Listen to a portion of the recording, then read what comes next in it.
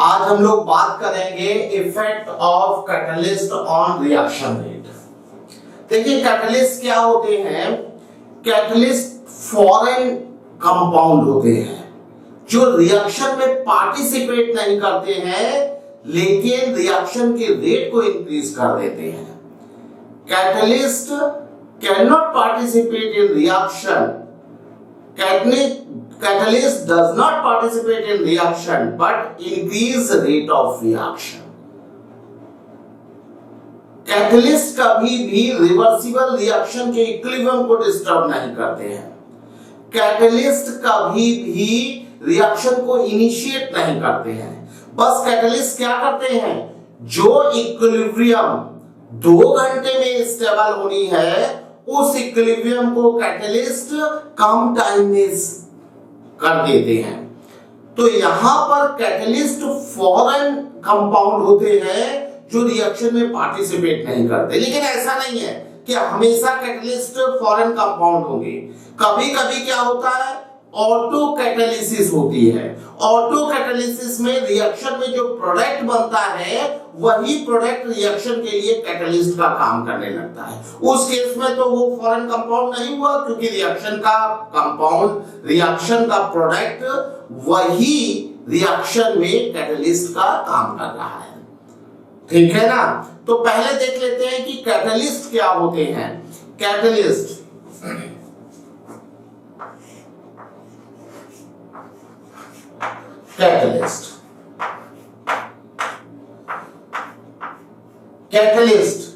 Catalyst does not take part in chemical reaction या catalyst does not consume in chemical reaction। ये बात कहना ज्यादा ठीक है क्योंकि रिएक्शन में पार्टिसिपेट तो करते हैं लेकिन रिएक्शन में कंज्यूम नहीं होते हैं।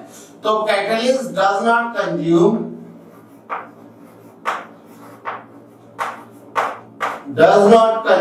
in chemical reaction। Consume in chemical reaction। In chemical reaction। Chemical reaction। Catalyst chemical reaction में कंज्यूम नहीं होते हैं। Small amount of catalyst is sufficient. Small amount catalyst, ऐसा नहीं है कि बहुत ज्यादा कैटलिस्ट के अमाउंट की रिक्वायरमेंट होगी। थोड़ा अमाउंट कैटलिस्ट का रिएक्शन को क्या करेगा? फास्ट कर देगा। तो small amount of catalyst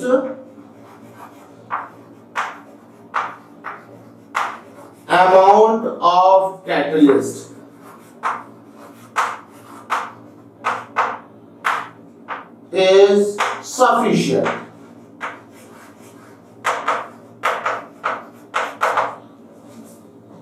catalyst कभी भी रिएक्शन को इनिशिएट नहीं करता है। कैटलिस्ट रिएक्शन को कभी भी शुरुआत नहीं कराएगा। कैटलिस्ट जब रिएक्शन होने लगेगी तो फिर कैटलिस्ट उस रिएक्शन को फास्ट करेगा। कैसे फास्ट करता है?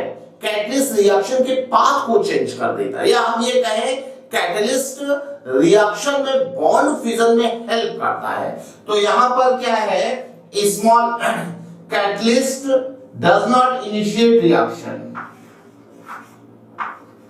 Catalyst does not initiate reaction। Initiate reaction।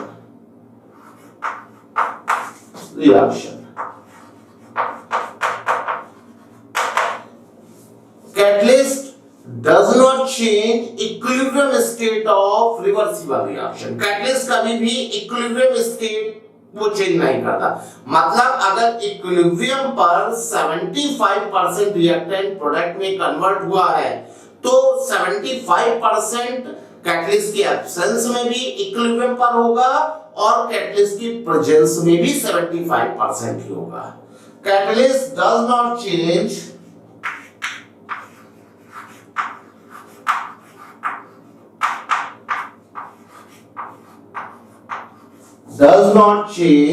equilibrium state।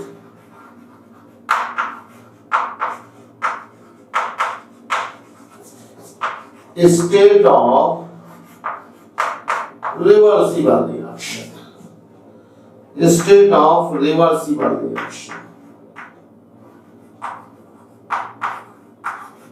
Reaction, catalyst का काम केवल क्या है, रिएक्शन को फास्टन करना। मतलब जो इक्विलिब्रियम 2 घंटे में आ रही होगी, कैटलिस्ट उसे आधे घंटे में, 1 घंटे में, कम टाइम में अटेंड करवा देगा। फिफ्थ प्रॉपर्टी है, कैटलिस्ट जो होते हैं, वैसे तो फॉरेन कंपाउंड भी हो सकता है, और मैंने बताया कि ऑटो कैटलिस्ट भी होते हैं, रिएक्शन का कोई प्रोडक्ट भी कैटलिस्ट का काम कर सकता है। मतलब catalyst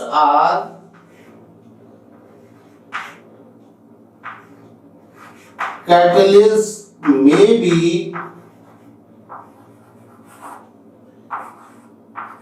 foreign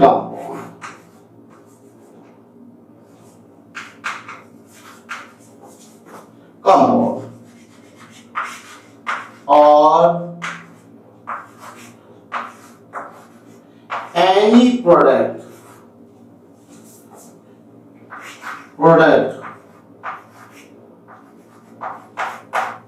of reaction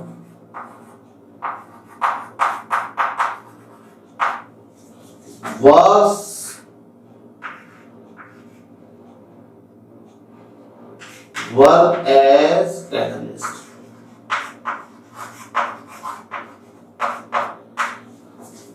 Such catalysts are known as autocatalysts.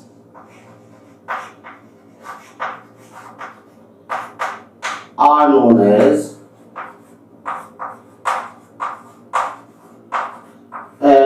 autocatalyst.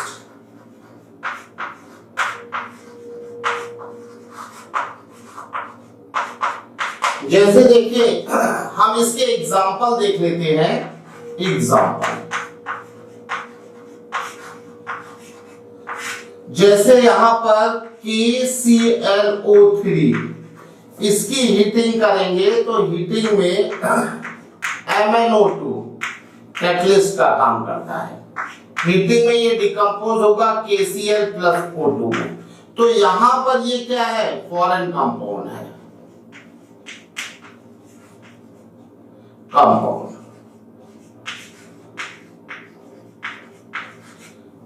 लेकिन अगर हम H2C2O4 का ऑक्सीडेशन कराएं KMnO4 से एसिडिक मीडियम में H2SO4, तो यहां पर जो प्रोडक्ट बनेगा वो K2SO4 plus MnSO4 plus CO2 plus H2O। तो ये जो है आपका ऑटो कैटलिस्ट है। इस रिएक्शन में स्टार्टिंग में रिएक्शन शुरू होगी, लेकिन जैसे ही MnSO4 फॉर्म होगा रिएक्शन फास्ट हो जाएगी। यहां पर ये ऑटो कैटलिस्ट है।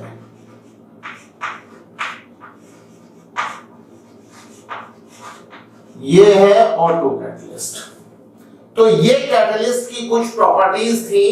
अब हम लोग देख लेते हैं कि कैटलिस्ट कैसे रेट ऑफ रिएक्शन को अफेक्ट करता है। देखिए, यह आर्हेनियस इक्वेशन है, K =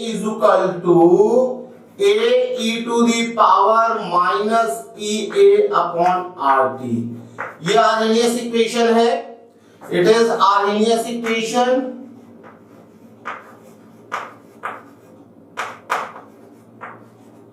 ये Arrhenius equation है।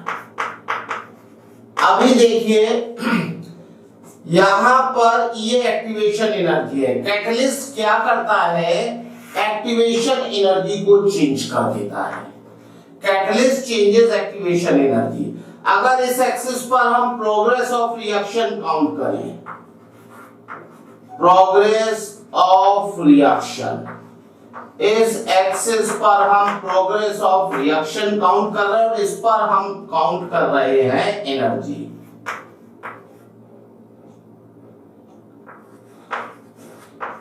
तो स्टार्टिंग में रिएक्टेंट की एनर्जी ये होगी, और आपको पता है कि फर्स्ट स्टेप में बॉन्ड फिजन होता है, देन न्यू बॉन्ड फॉर्मेशन होता है।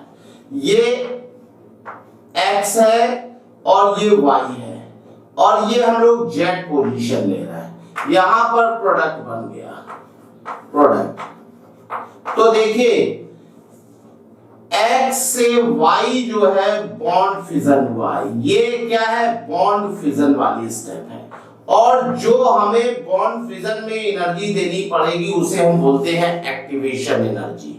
मतलब यहां पर x से y जो स्टेप है ये है bond fission step, bond fission step, और y से जो z बन रहा है ये है new bond formation, new bond formation.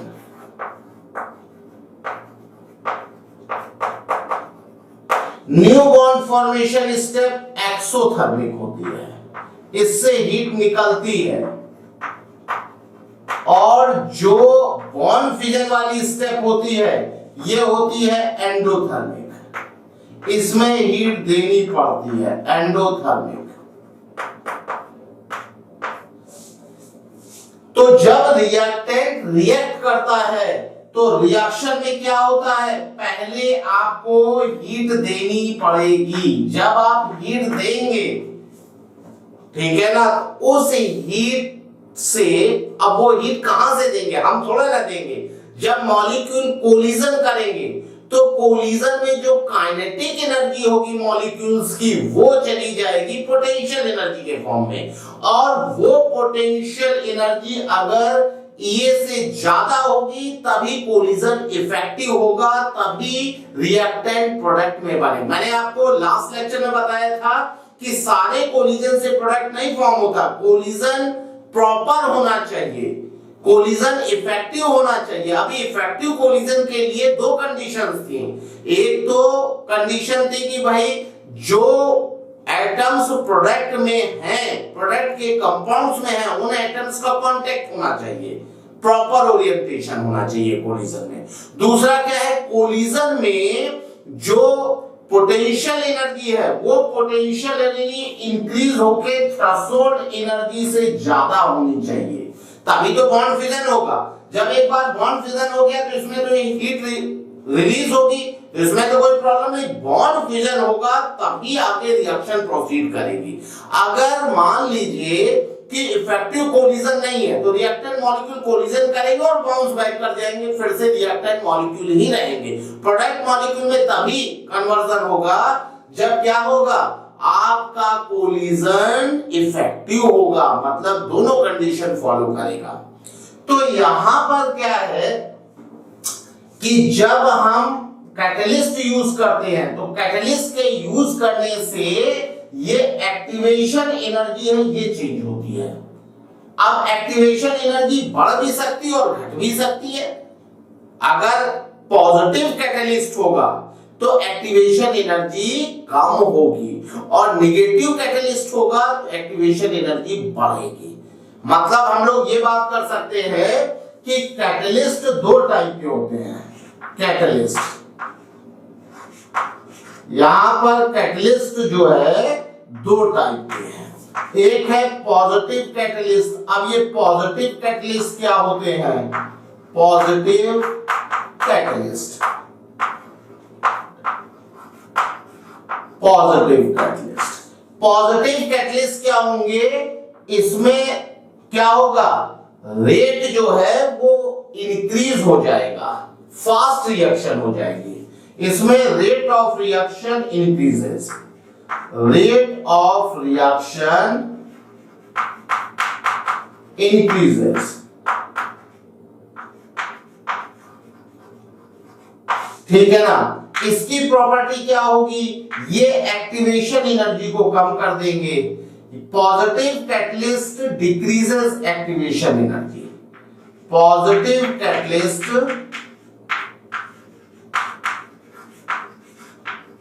Decreases activation energy, activation energy. Energy. Positive catalyst activation energy को क्या करेगा, डिक्रीज कर देगा। और जो नेगेटिव कैटलिस्ट होगा, नेगेटिव कैटलिस्ट उल्टा काम करेगा। नेगेटिव कैटलिस्ट क्या करेगा, negative catalyst rate of reaction को डिक्रीज कर देगा। Rate of reaction decreases, rate of reaction decreases, decrease कर देगा। इसमें क्या होता है, नेगेटिव कैटलिस्ट एक्टिवेशन एनर्जी को इंक्रीज करता है। Negative catalyst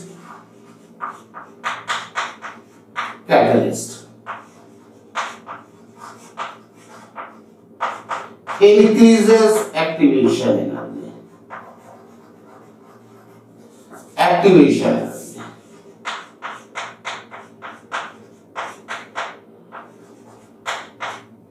energy. देखिए पॉजिटिव कैटलिस्ट का जो एग्जांपल है, अभी अभी जो हम लोगों ने कंसीडर किया है KClO3 के डिकम्पोजिशन में, इसका हीट से डिकम्पोजिशन होगा, MnO2 पॉजिटिव कैटलिस्ट की तरह बिहेव करेगा और इसके डिकम्पोजिशन के रेट को इंक्रीज कर देगा। ठीक है। नेगेटिव कैटलिस्ट आपने ऑर्गेनिक में हाइड्रोजनेशन में लिनोलार कैटलिस्ट पढ़ा होगा। एल्काइन का हाइड्रोजनेशन करते हैं लिनोलार कैटलिस्ट की प्रेजेंस में। अब ये लिनोलार कैटलिस्ट का होता है पैलेडियम BaSO4। तो BaSO4 नेगेटिव कैटलिस्ट की तरह बिहेव करता है, इसीलिए एल्काइन रिड्यूस होके एल्कीन में कन्वर्ट होगी, एल्कीन तक रिडक्शन नहीं होगा। तो यहां पर नेगेटिव कैटलिस्ट का जो एग्जांपल है वो एग्जांपल है जब हम लोग एल्काइन का रिडक्शन करेंगे, किससे, लिनोलार कैटलिस्ट से। मतलब इसके रिडक्शन में हम लोग क्या करते हैं, हाइड्रोजन लेते हैं और पैलेडियम लेंगे और BaSO4। अभी ये क्या करेगा, इसका रिडक्शन कर देगा CH3 CH double bond CH3। यहां पर जो BaSO4 है वो नेगेटिव कैटलिस्ट की तरह बिहेव कर रहा है। अगर BaSO4 नहीं होता तो ये एल्कीन फर्दर रिड्यूस होके एल्केन देती, लेकिन BaSO4 यहां पर कैटलिस्ट पॉइजन है, नेगेटिव कैटलिस्ट की तरह बिहेव कर रहा है, इसलिए एल्काइन केवल एल्कीन में ही रिड्यूस होगी। अब देखिए क्या है यहां पर बेटा, जब पॉजिटिव कैटलिस्ट होगा तो एक्टिवेशन एनर्जी क्या होगी, कम हो जाएगी। ये पॉजिटिव कैटलिस्ट, ये आपका है इन absence of catalyst, in absence of catalyst.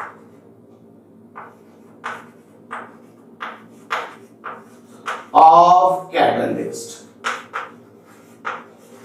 ये कैटलिस्ट की एब्सेंस में है और ये है इन presence of catalyst, of catalyst.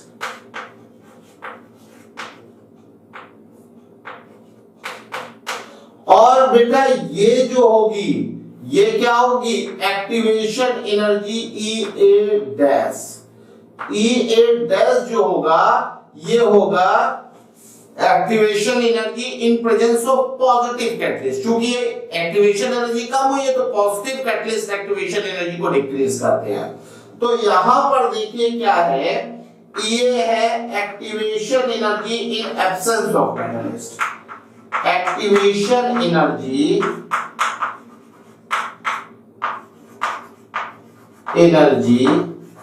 in absence of catalyst, of catalyst। और EA' क्या है, activation energy in presence of positive catalyst, activation energy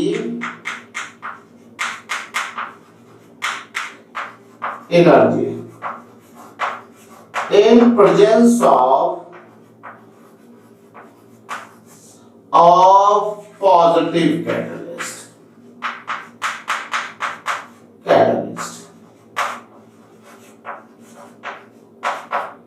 ठीक है, आप देख रहे हैं आपकी ये डैश जो है वो कम है और ये ज्यादा है। इसका मतलब पॉजिटिव कैटलिस्ट क्या कर रहा है, एक्टिवेशन एनर्जी कम कर रहा है। तो हम लोग देख लेते हैं कि एक्टिवेशन एनर्जी कम करने से आर्हेनियस इक्वेशन में क्या इफेक्ट पड़ेगा। तो जब एक्टिवेशन एनर्जी डिक्रीज हो रही है तो इसका मतलब यहां से ये अपॉन आरटी भी डिक्रीज हो रहा है, क्योंकि ये क्या है, डिनोमिनेटर में है। लेकिन जब इसमें माइनस साइन लग जाएगा तो इसका नेचर बदल जाएगा, ये अपॉन आरटी क्या हो जाएगा, इंक्रीज करेगा। जब ये इंक्रीज करेगा तो के भी इंक्रीज। भाई ये चीज अगर इंक्रीज कर रही है तो के इंक्रीज करेगा। ठीक है, अभी देखिए यहां पर के इंक्रीज कर रहा है तो रेट ऑफ रिएक्शन भी इंक्रीज करेगी। यहां से रेट के बारे में भी हम कहेंगे कि इंक्रीज करेगा। ये बात कब है, ये पॉजिटिव कैटलिस्ट के केस में है। कैटलिस्ट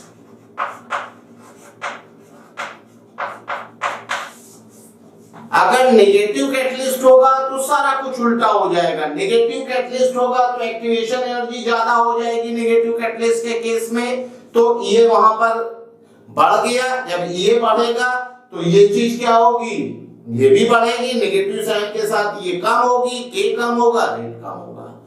सेम एक्सप्लेनेशन है। ठीक है, अब इसके क्वेश्चंस कैसे होंगे उसको जरा हम लोग देख लेते हैं। देखिए यहां पर ये activation energy in absence of catalyst थी। एक्टिवेशन एनर्जी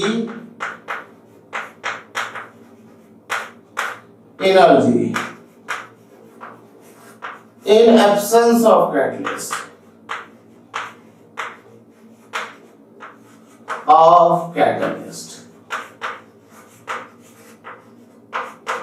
तो हमारी Arrhenius equation K is equal to A e to the power minus A by RT। ये डैश क्या था, activation energy in presence of catalyst.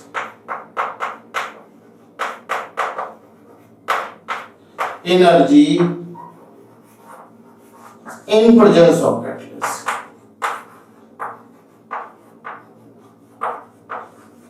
Of catalyst यहां पर हमने मान लिया कि कैटलिस्ट की प्रेजेंस में रेट कांस्टेंट के डैश हो गया। के डैश हो जाएगा a e to the power minus e a dash upon RT।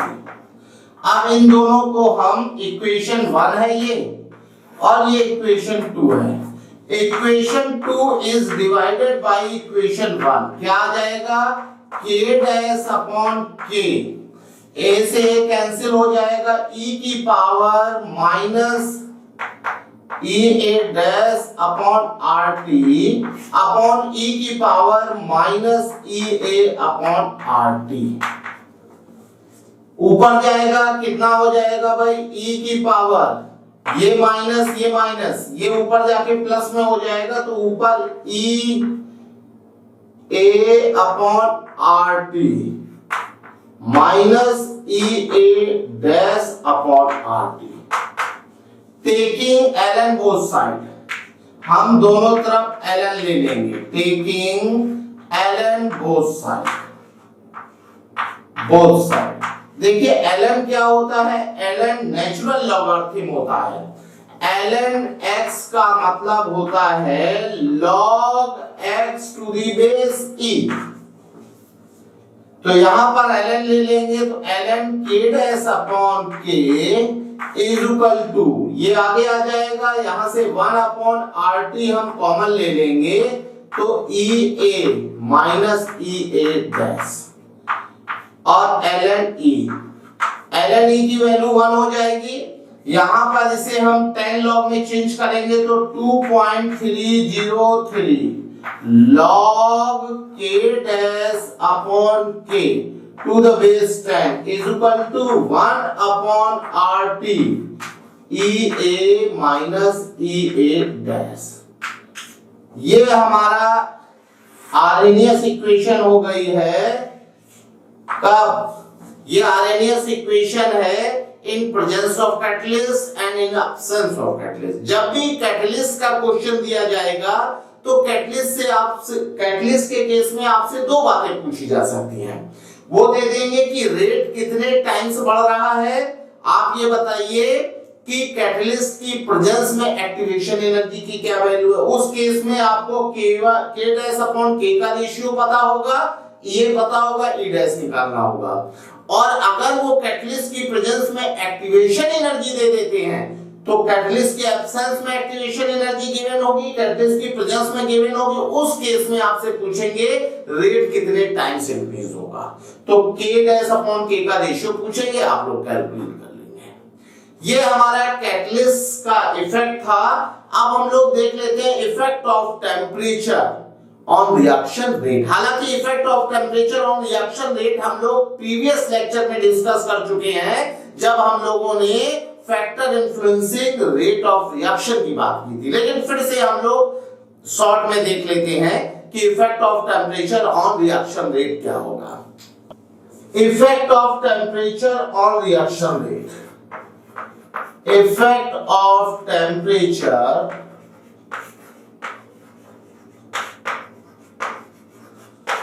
on reaction rate। Effect of temperature on reaction rate.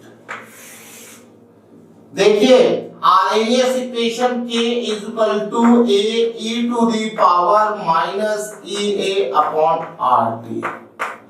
ये हमारी है Arrhenius equation.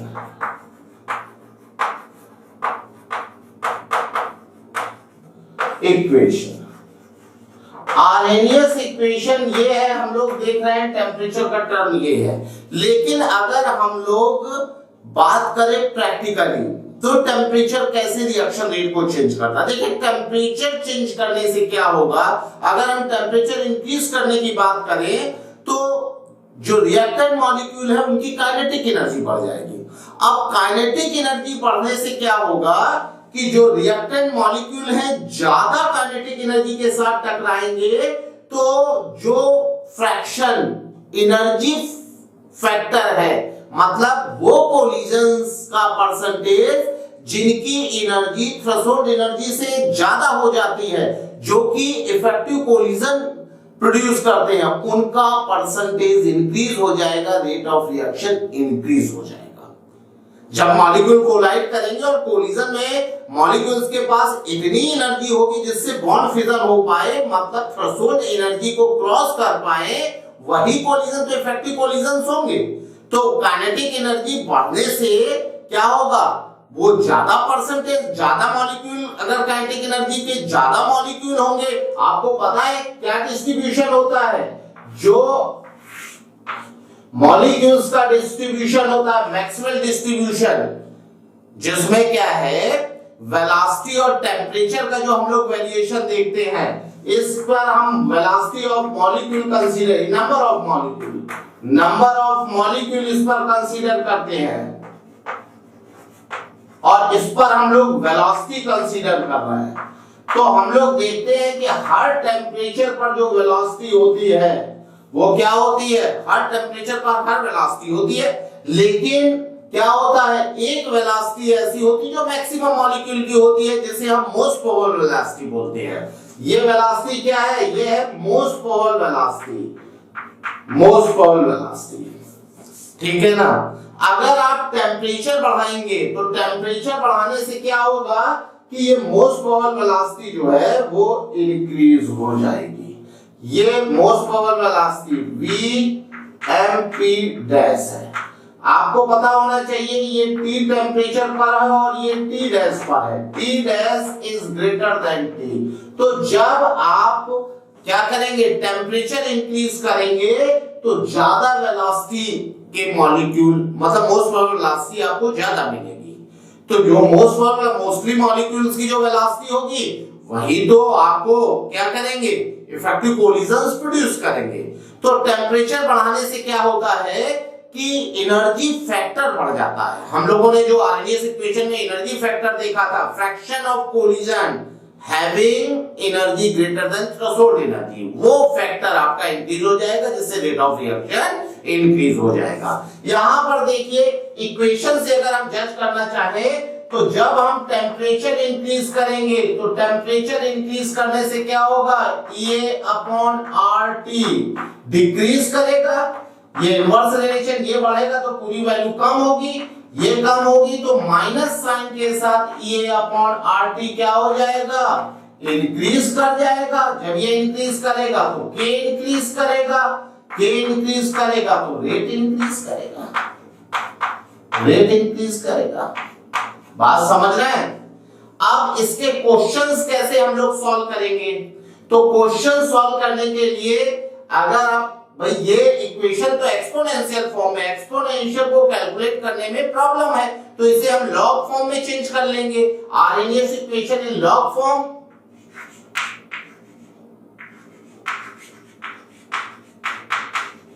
Equation in log form.